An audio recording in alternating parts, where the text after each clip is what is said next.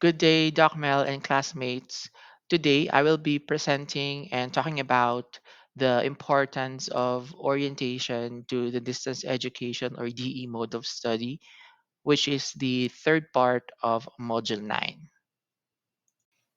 Before we jump into our discussion, let us first check the three learning objectives for Module 9. First is to discuss the role of the organization and management subsystem in distance education. Next, discuss the steps in the process of organizing a distance education system. And the third one is to discuss the coordinating activities in the management functions of a distance education subsystem. In my report, I will be dealing and focusing with the first two learning objectives.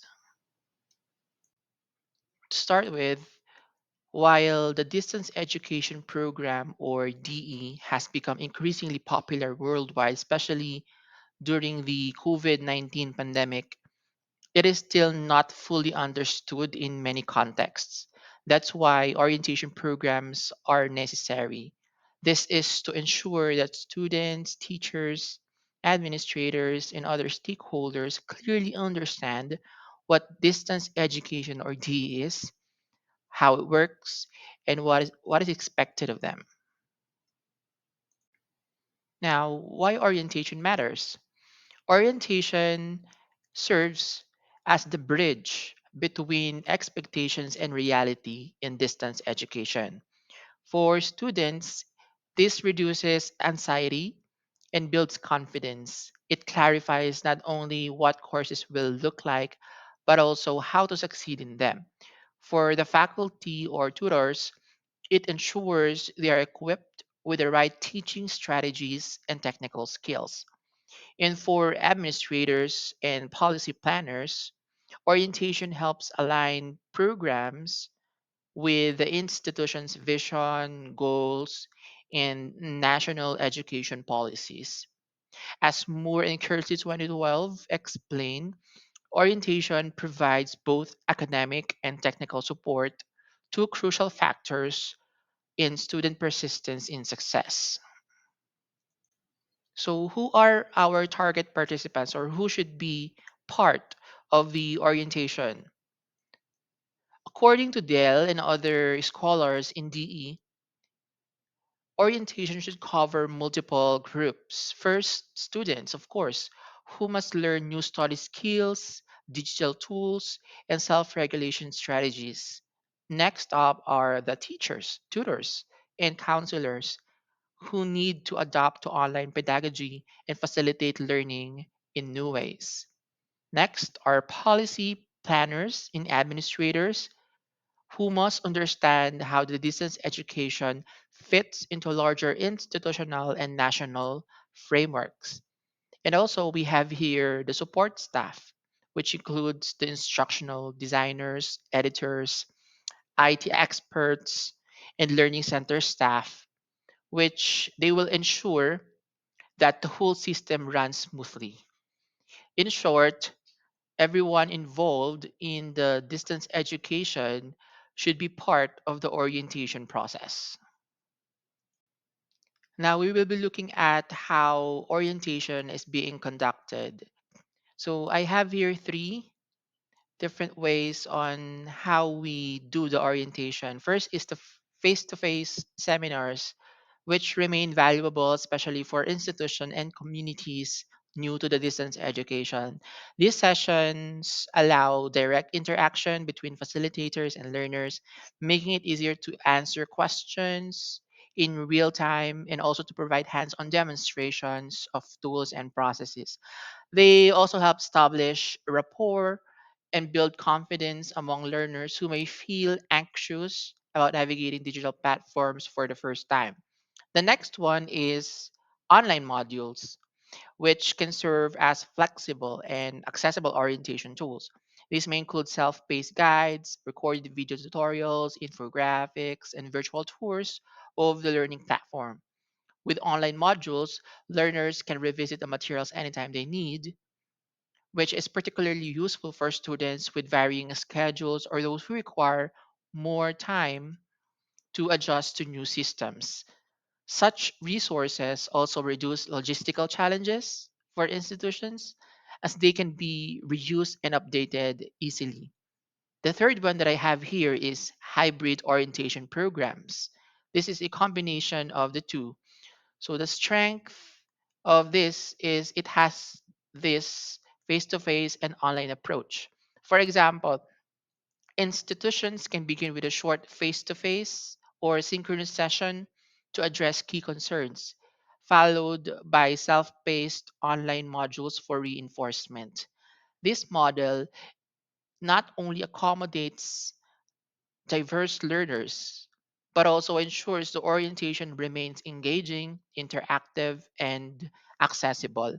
In many cases, a hybrid approach bridges the gap between traditional practice and demands of digital learning, making it one of the most effective strategies in preparing learners for the distance education program. What are the key components of an effective orientation program? So, an effective orientation program usually includes technical training. This is on how to use the learning management system. We also have study skills such as time management, digital literacy, and online communication. We also have academic integrity policies and grading systems. We also include introduction to support services like libraries, counseling, and IT help desks. And finally, we have community building activities to foster connections among learners. As Garrison, Anderson, and Archer 2010 remind us, structured orientation helps build the social, cognitive, and teaching presence necessary for online learning communities. Of course, implementing orientation is not without challenges. There are several challenges that institution must address when implementing orientation programs for distance education. First, we have here the technological barriers, which are particularly evident in rural or underserved areas where internet connectivity is unstable or limited. Students and faculty without reliable access to digital devices or strong internet service may find it difficult to fully participate in online orientations, which creates an inequity that institutions must anticipate, perhaps by offering offline alternatives or providing support in the form of device loans or partnerships with local providers. I also have here resistance to change, which is another hurdle. Some faculty and students are more comfortable with traditional face to face classroom settings and may view digital platforms as intimidating or less effective. Orientation programs should therefore not only introduce tools but also emphasize the benefits of distance education and provide ongoing technical and emotional support to ease this transition. And the third one is cultural considerations or multicultural and linguistic diversity, which must also be taken into account. In institutions with students from different cultural and language backgrounds, orientation programs need to be inclusive and sensitive to these differences. For example, visuals, step-by-step guides, or translated versions of key instructions can overcome communication barriers. Moreover, acknowledging cultural differences in learning styles and interaction patterns ensures that students feel respected and supported in their learning journey. Barbour and Reeves 2009 note that inadequate orientation is one of the major reasons why students drop out of online programs. This highlights how critical orientation really is.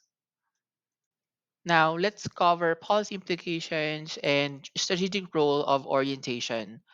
From a management and policy perspective, orientation must be seen as a strategic investment, not just an add on. Leaders in distance education should ensure that orientation programs are continuous, updated regularly, and integrated into the institution's broader mission. As Bates 2015 argues, orientation is essential to sustaining quality and retention in online learning. To conclude, orientation to the DE mode of study is foundational. It prepares students for success, equips faculty to teach effectively, and it helps institutions achieve their goals. By addressing the needs of all stakeholders, students, teachers, administrators, and support staff, orientation builds confidence, reduces attrition, and maximizes the potential of distance education. As distance education continues to expand globally and in the Philippines, like we have here in the University of the Philippines Open University, a strong and well planned orientation program will remain one of the key factors for long term success. Here's the list of the references that I've used to make this report. All the images were created using Canva AI or the Magic Media. Thank you. And I'm excited to hear your answers to the two questions I raised and to share a meaningful discussion with everyone.